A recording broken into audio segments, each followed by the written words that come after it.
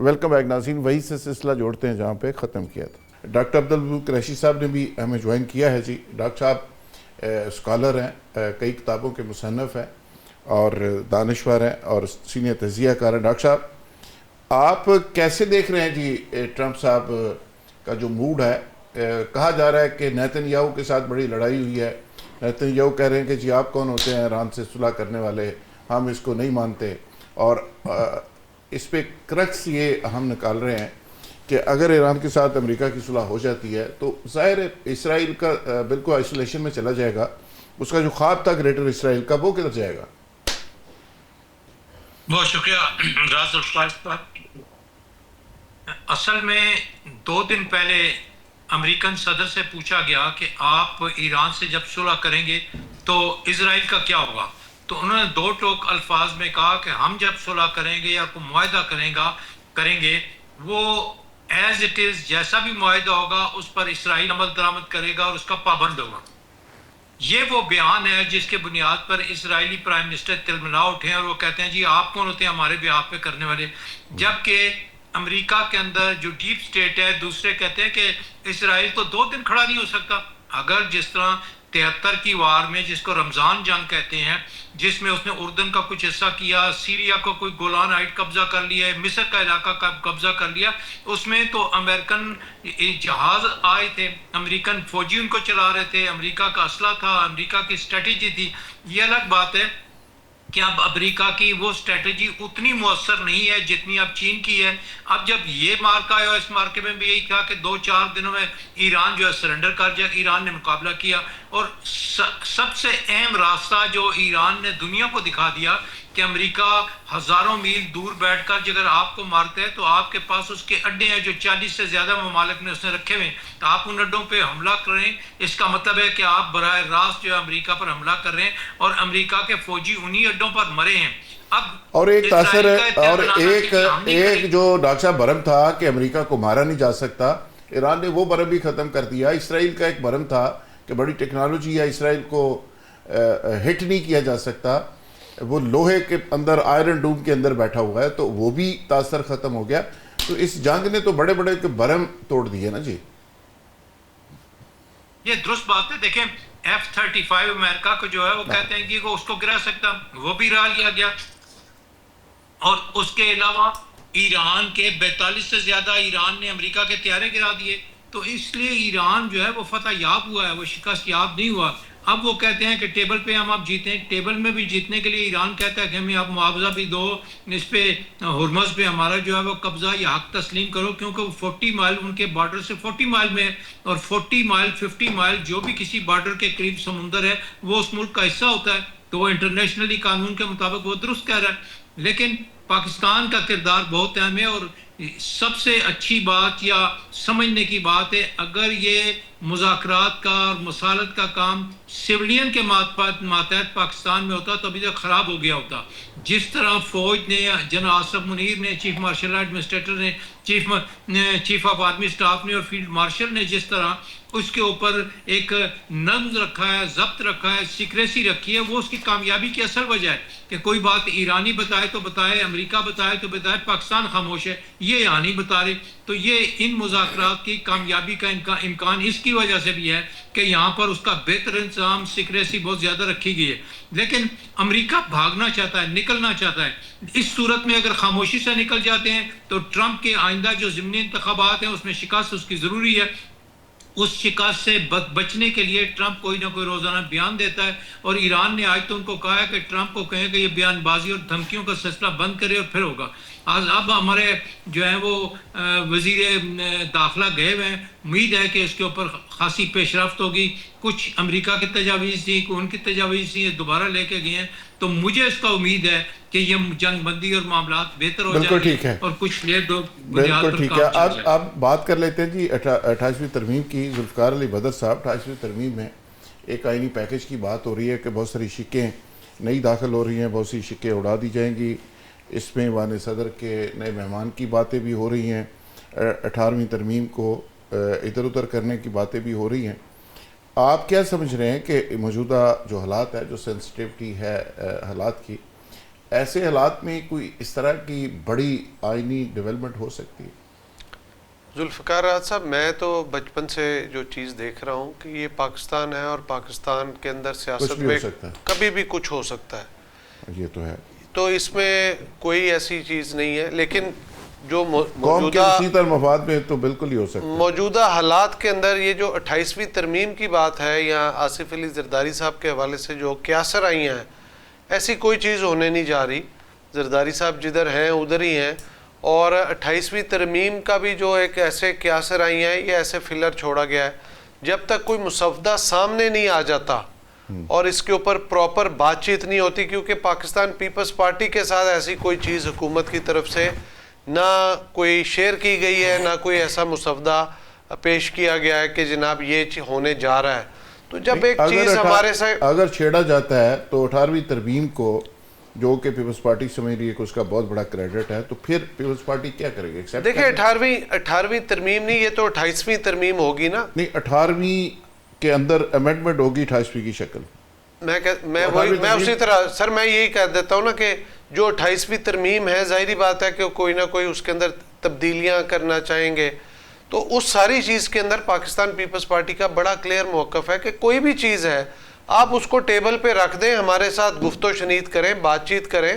اس میں جو ہونے والی چیزیں ہم سپورٹ کریں گے، جو نہیں ہونے والی ہوگی ہم سپورٹ نہیں کریں گے. تو یہ جب تک چیز سامنے نہیں آ جائے گی، اس کے اوپر میں نہیں سمجھتا کہ ہمیں کوئی ابھی تک آپ کہہ رہے ہیں بالکل کیا سرائی ہیں ساری، بالکل کیا سرائی ہے. کوئی ابھی تک نہ کوئی مسودہ سامنے آیا ہے، نہ کسی نے ہمارے سے بات چیت کی ہے، نہ کوئی ایسی چیز ہے کہ جس کے اوپر ہم کوئی کمنٹ کر سکیں. عرفان صاحب، آپ بھی ایسے ہی سمجھتے ہیں؟ جی بہت سارا سوشل میڈیا بھرا ہوا ہے کہ جی زرداری صاحب کو الٹیمیٹم دے دیا گیا ہے، سندھ گورنمنٹ ختم ہو جائے گی، فیلڈ مارشل ایوان صدر میں خود بیٹھے کے پاورفل صدر ہوں گے، نئے صوبے بن رہے ہیں. تو اس طرح کی بہت ساری چیزیں ہیں. تو آپ سمجھتے ہیں کہ کچھ صداقت ہے اس میں؟ جی، میں تو یہ گزارش کروں گا کہ ابھی تک جس طرح ذوالفقار بھائی نے بھی بتایا ہے کہ ایسی ابھی تک کوئی چیز نہ اسمبلیوں میں قانون سازی کے لیے نہیں آئی ہے. تو انشاءاللہ تعالیٰ جو چیز آئے گی اور جو چیز پاکستان کے مفاد میں بہتر ہوگی، انشاءاللہ تعالیٰ نیشنل اسمبلی میں بیٹھ کے سارے پارلیمنٹیرینز بیٹھ کے بہتر فیصلہ کریں گے. And whatever is in the best of interest of Pakistan, اس میں تمام پارٹیز، کیونکہ سب سے پہلی پرائیورٹی ہماری پاکستان ہے. تو کیونکہ ابھی تک کوئی چیز آئی نہیں ہے، تو ابھی تو اس پہ میرے خیال سے وہ ویسے ایلوژنز ہی ہیں. تو جب کچھ آئے گا تو what ever is in the best of interest of Pakistan, انشاءاللہ تمام پولیٹیکل پارٹیز اس پہ آن بورڈ ہوں گی اور پاکستان کے حق میں انشاءاللہ بہتر فیصلہ کیا جائے گا. ڈاکٹر صاحب، آپ کو کیا لگ رہا ہے؟ اسلام آباد بیٹھے ہیں، کوئی یہ افواہیں ہیں یا کوئی صداقت ہے جی ساری کہانی میں؟ ذوالفقار راحت صاحب، دھواں اسی وقت اٹھتا ہے جب کہیں آگ لگتی ہے. اچھا، دیکھیں جو 29ویں آئینی ترمیم ہے، اس کا کئی مسودات ہیں جو آئے ہوئے ہیں، جو ان لوگوں نے پڑھ چکے ہیں اور پولیٹیشین اس پہ پابندی لگائی کہ بولا نہ جائے. دیکھیں 18ویں ترمیم کی اگر آپ بیک گراؤنڈ میں جائیں تو کیا ہوا؟ رضا ربانی صاحب نے تمام پارلیمنٹیرین کو حلف لیا قرآن پر کہ کسی صحافی کسی آدمی کو نہ بتایا جائے. لہٰذا 18ویں ترمیم خفیہ کی گئی. اس دوران سودے بازی بھی ہوئی، زمینیں بھی دی گئیں، لوگوں کے کیس بھی ختم کروائے گئے. اور اس میں ایسی ترامیم ہیں کہ جو پاکستان کے خلاف جاتی ہیں. کیا امریکہ میں، برطانیہ میں ایجوکیشن صوبوں کے ماتحت ہے؟ امریکہ میں صوبوں کے ماتحت ہے. کیا آپ بتائیں کہ ہیلتھ صوبوں کے ماتحت ہے؟ صوبوں کو ماتحت دے دیا، ہیلتھ دے دیا. دیکھیں غربت کا بے نظیر انکم سپورٹ مرکز دے. دیکھیں NFC ایوارڈ میں بھی آپ 60% لے جائیں. پھر آپ کہیں کہ اربوں روپیہ بے نظیر انکم سپورٹ میں بھی دیں. پھر آپ کہیں کہ مرکز بسیں بھی دے. پھر وہ کہیں کہ فوج کے سارے پیسے اور ان کی پینشن بھی مرکز دے. تو مرکز کہاں سے دے گا؟ مرکز بعد سے جب لون لیتا ہے تو اس کے اوپر قرض بھی مرکز دے تو کہاں سے دے گا؟ تو ملک کولیپس کرنے کی بات ہے. جب تک 18ویں ترمیم میں درستیاں نہیں کی جاتی، پاکستان کے معاشی حالات بہتر نہیں ہو سکتے. اس میں بعض پولیٹیکل پارٹیز اپنے مفاد کے لیے کہہ رہے ہیں کہ جی بچوں کی جو ووٹ دینے کا حق لے لو اور 25 سال کر دی جائے. یہ سیاستدانوں کا بھی مطالبہ ہے. اس کے علاوہ دیکھیں وہ یہ کہتے ہیں کہ جب پیچھے کہا کہ بے نظیر انکم سپورٹ صوبوں کو دو، وہ کہتے ہیں وہ نہ دو. بھائی نہیں دو تو آپ نے تقریباً ہر تحصیل میں ہر MNA کی سیٹ پر آپ نے 50-60 ہزار لوگوں کو آپ پیسے دے رہے ہو، نام بے نظیر کا ہے، اس کی وجہ سے آپ کو ووٹ ملتے ہیں. اگر وہ آپ صوبوں سے دیتے ہو تو پھر آپ کو سمجھ آ جائے گی. تو مرکز کو کولیپس کرنے کی بات ہے، اس سے بچنا ضروری ہے. لہٰذا 18ویں ترمیم میں فوری طور پر ترمیم بڑی ضروری ہے. اور صوبوں کا بھی دیکھو، صوبے ہیں، ہیلتھ ہے، تعلیم ہے، یہ تقریباً اس میں مین تو جو ہے 6 شرائط ہیں یا 6 ترامیم آ رہی ہیں. باقی پھر سیاسی جماعتیں اپنے مقاصد کے لیے بھی اس میں ترامیم ڈال رہی ہیں، دیکھیں اس میں کیا فیصلہ ہوتا ہے. لیکن ترمیم تیار ہے، اس کا مسودہ لا منسٹری میں بھی دیکھا جا چکا ہے. جو حکومتی دونوں طرف سے ارکان ہے نہیں ہے تو آپ بتائیں کہ آصف زرداری صاحب کے یہاں پرویز اشرف صاحب لا کے لوگ پھر وہاں 2 دن پہلے رات 4 گھنٹے بیٹھ کے کیا کرتے رہے. اسی پہ مسودے پہ ہی بات کر رہے تھے، اپنی اپنی ترمیم بتا رہے ہیں کہ یہ ترمیم شامل کرو. رانا ثناء اللہ نے کہہ دیا کہ ایک پارٹی کی طرف سے یہ تجویز آئی ہے کہ ووٹر کی عمر جو ہے 25 سال کر دیجیے. ترمیم آ رہی ہے، اب وقت کا انتظار ہے. اس میں صوبوں کو بھی صورتحال ہے کہ صوبے بھی بنائے جائیں اور ہر صوبہ اپنے علاقے میں پانی کی مینجمنٹ کر سکے، چھوٹے ڈیم بنا سکے، نہریں نکال سکے. یہ ساری چیزیں اس میں شامل ہیں. جی ذوالفقار صاحب. بالکل ٹھیک ہے. نصرت فہد، آپ کیا سمجھتی ہیں کہ جو صوبے بنانے کی بات ہو رہی ہے، نئے انتظامی یونٹس کیا بننے نہیں چاہیے؟ بالکل میں سمجھتی ہوں کہ نمبر 1 تو یہ جس طرح 26ویں اور 27ویں آئینی ترمیم آئی، کیا ان لوگوں کو کچھ پتا تھا؟ جو ابھی نون لیگ کے اور پیپلز پارٹی کے بھائی میرے کہہ رہے ہیں کہ ہمیں نہیں خبر، تو اس وقت بھی نہیں خبر تھی. آپ کو پتا ہے کہ کس طرح ہمارے ساتھیوں کو گرفتار کر کے اور بیچارے اسمبلی میں چھپ رہے تھے اور پتہ نہیں کیا کیا کچھ ہوتا تھا، اور اس کے باوجود ووٹ ڈلوائے گئے. اور جب رات کے 11:30 بجے ہمارے جو منسٹر ہیں لا کے وہ فرما رہے ہیں مسودہ مل گیا، تو مسودہ 11:30 بجے مل رہا ہے اور 12-1 بجے یہ شروع کر رہے ہیں بیٹھ کے. بالکل یہی والی سچویشن ہوگی. عام لوگوں کو نہیں پتا ہوگا. ابھی جو بھائی نے باتیں کی ہیں وہ 100% ٹرو ہیں، لیکن عام جو MNAs MPs ہیں ان کو نہیں خبر کہ کیا ہو رہا ہے اندر ہی اندر. اور میں سمجھتی ہوں کہ جو اس میں جو سب سے امپورٹنٹ چیز ہے ایک تو یہ کہ صوبے بننے چاہیے، اس کی میں بہت زیادہ حمایت میں ہوں. کیونکہ آپ دیکھ لیں انڈیا میں دیکھ لیں جب پاکستان بنا تھا انتظامی بنیادوں پہ بننے چاہیے، لسانی بنیادوں پہ نہیں. بالکل انسانی بنیادوں کے اوپر ہونا چاہیے، سیاسی بنیادوں کے اوپر ہونا چاہیے. اس میں آپ دیکھیں سنبھالنا آسان ہو جائے گا. اب پنجاب کو دیکھ لیں، پنجاب ملکوں سے بڑا صوبہ ہے، تو اس میں کس طرح ایک آدمی سنبھال سکتا ہے؟ تو زیادہ سے زیادہ لاہور یا ایک اور نزدیک کے شہر ہیں ان کو دیکھ لیں گے. لیکن اگر اس میں 3 صوبے بن جاتے ہیں تو ان لوگوں کے لیے سنبھالنا بہت آسان ہو جائے گا جو اس کو دیکھ رہے ہیں، جو ایڈمنسٹریٹر ہیں. تو مجھے بہت زیادہ اس چیز کی میں حمایت کی ہمیشہ سے ہوں. 2018 سے پہلے میرے خیال میں میرا ایک بیان اخبار میں چھپا تھا اور میں نے بھائی صاحب کو دیا بھی تھا کہ ہمیں صوبوں کے اوپر آنا چاہیے. کراچی کو دیکھ لیں، پورے پاکستان کا میرے خیال میں 80% ٹیکس جو ہے کراچی دیتا ہے. پورا پاکستان اس سے چلتا ہے. اس کے باوجود ایک انجینئر سندھ ہے، ایک یہ سندھ ہے کر کے، اور وہ سارا پیسہ کدھر جاتا ہے کسی کو نہیں پتہ چلتا. جو نوکریاں یہ لوگ پہ لکھا ہوتا ہے کراچی کے لوگوں کو نوکری نہیں ملے گی. دیکھیں جی، نصرت بات کہہ رہی ہیں ذوالفقار علی بدر صاحب، وہ کہتے ہیں انہوں تو پہلے بھی کوئی نہیں سی پتا، اچانک مسودہ آیا تو ہم بھی نہیں انہوں نے پتا، ایسے اچانک آنا ہے تو اچانک پاس ہو جانا.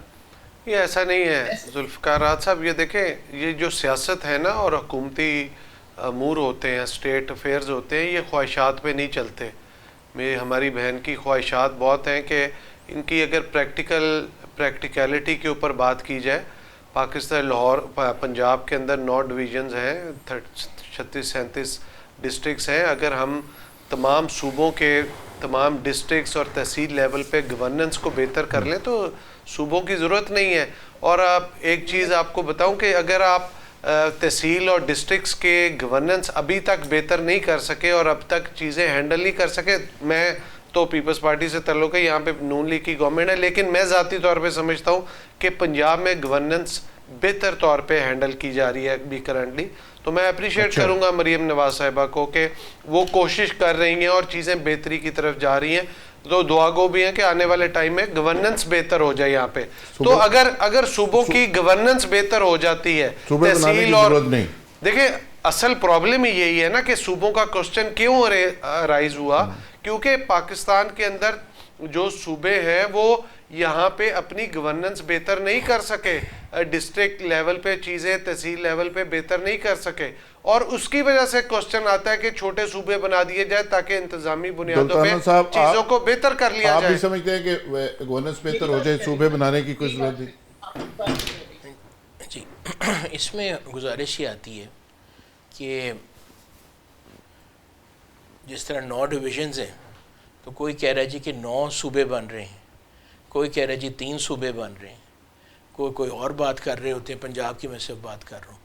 تو ابھی بھی ماشاءاللہ اگر دیکھا جائے چیف منسٹر مریم نواز شریف صاحبہ، ان کی پرفارمنس بہترین ہے، اور اگر آپ ڈیفرنٹ چیف منسٹرز بنا دیں گے تو ہو سکتا ہے کسی کی پرفارمنس اچھی ہو، کسی کی بری ہو، کسی کا کوئی اور سٹیچر ہو۔